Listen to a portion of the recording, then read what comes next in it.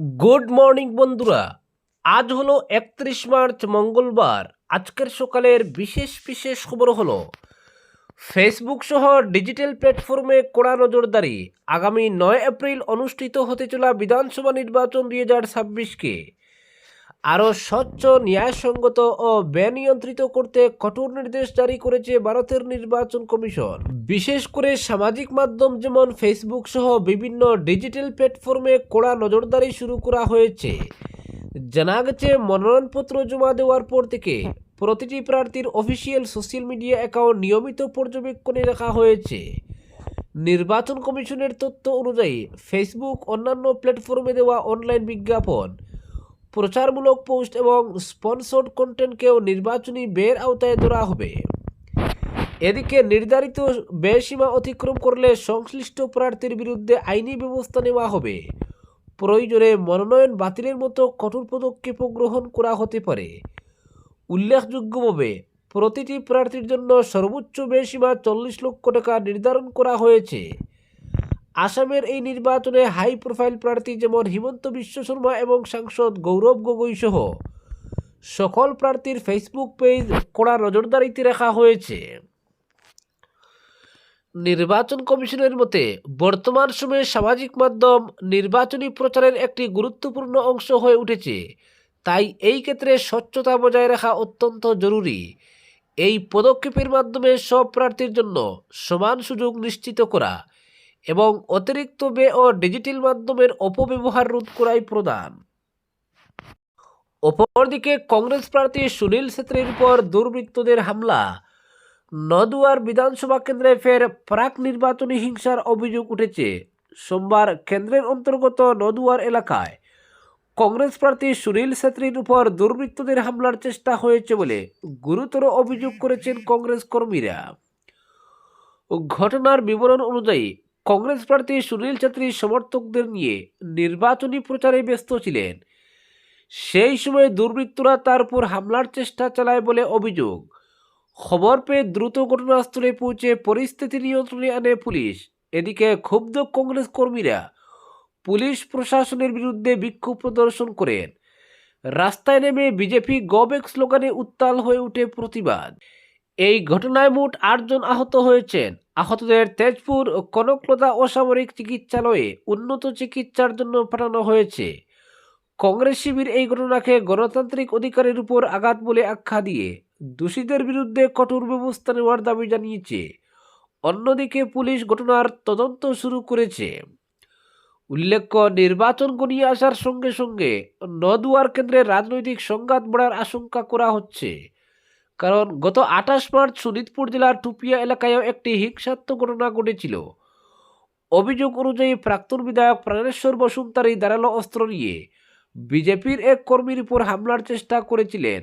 প্রাক নির্বাচনী হিংসা ক্রমেই বৃদ্ধি পাচ্ছে বলে মনে করা হচ্ছে। অপরদিকে বড়খলা বিধানসভা কেন্দ্রের রাজনৈতিক পরিস্থিতিতে নতুন সমীকরণ তৈরি হয়েছে।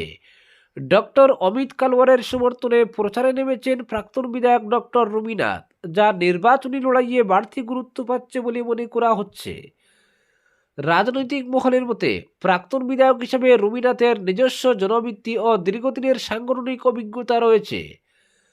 তার এই প্রভাব ও জনসংযোগকে কাজে লাগিয়ে ডক্টর কালওয়ার নিজের অবস্থান আরও মজবুত করার কৌশল নিয়েছেন। এদিকে নির্বাচনী প্রচারে ভূমিপুত্র ইস্যুকে গুরুত্ব দিয়ে তুলে ধরছেন ডক্টর কালওয়ার।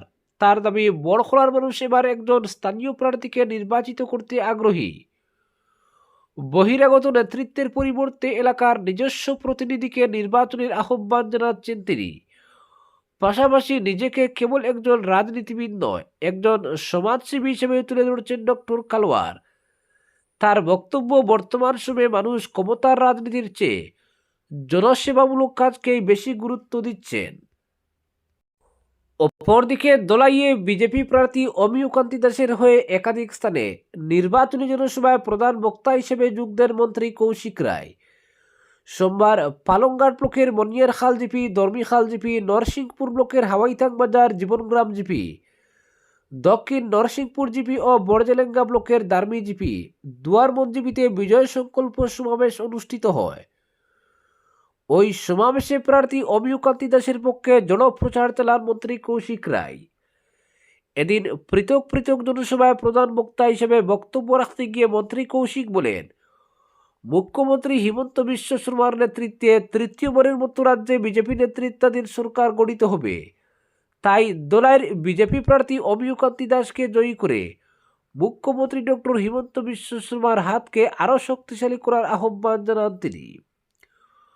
মন্ত্রী বলেন, বরাকে 10টির অধিক ও কাছাড়ের 6টি আসনে বিজেপির প্রার্থীরা জয়ী হবেন।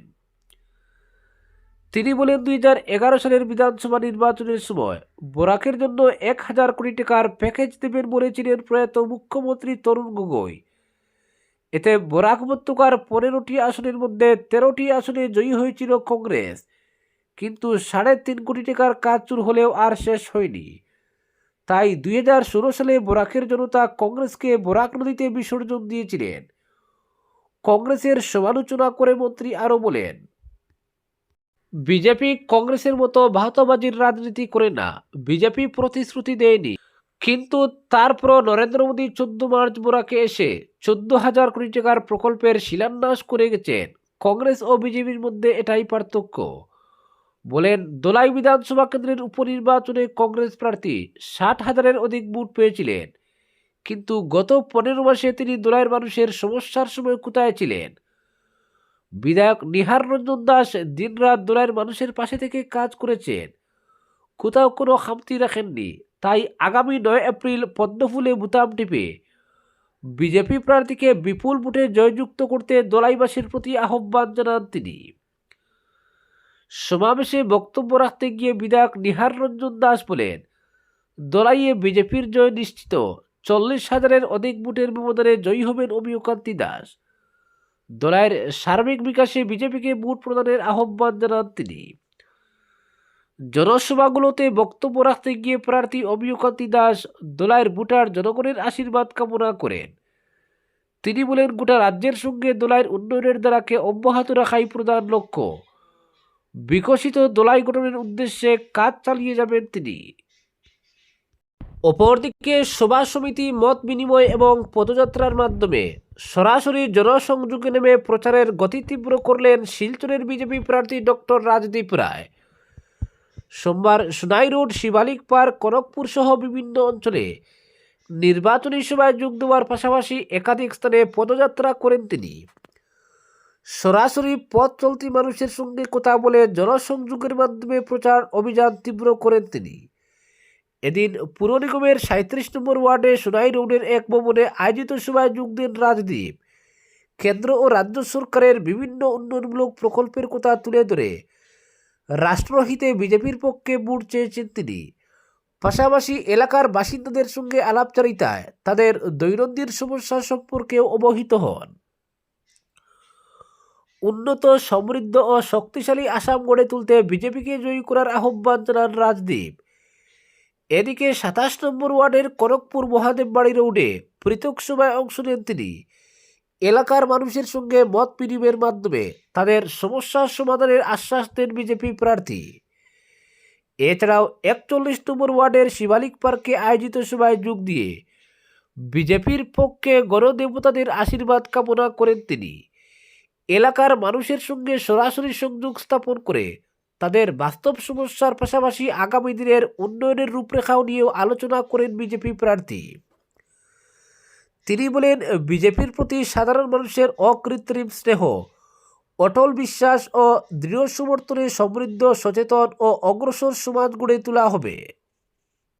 অপরদিকে বরাক উপত্যকায় প্রচারে আসছেন বিজেপির সর্বভারতীয় সভাপতি নীতিন নবীন। আগামী 4 এপ্রিল লক্ষ্মীপুরে জনসভায় অংশগ্রহণ করবেন তিনি। সভার সময়সূচি এখনও চূড়ান্ত না হলেও সভাকে ঘিরে প্রস্তুতি জোরদার করেছে বিজেপি। নীতিন নবীন ছাড়াও বিজেপির একজাক কেন্দ্রীয় নেতা বরাক সফরে আসবেন গেরুয়া দলের প্রচারে জোর তুলতে। মুখ্যমন্ত্রী ডক্টর হিমন্ত বিশ্ব শর্মা আগামী 3 এপ্রিল শিলচরে রোড শো করবেন। পাশাপাশি কাটিগুড়া সহ একাধিক স্থানে তার জনসভা রয়েছে। উদারবন্দে প্রচারে আসছেন ভোজপুরি অভিনেতা তথা সাংসদ মনোজ তিওয়ারি। এছাড়াও আগামী 7 এপ্রিল শিলচর আসবেন কেন্দ্রীয় স্বরাষ্ট্রমন্ত্রী অমিত শাহ। সব মিলিয়ে বিজেপির হাওয়া আরও তীব্রতর করতে গোটা উপত্যকা জুড়ে একের পর এক কর্মসূচিতে যোগ দেবেন বিজেপির স্টার ক্যাম্পেইনাররা। আজকের বিশেষ সংবাদ এখানেই সমাপ্ত।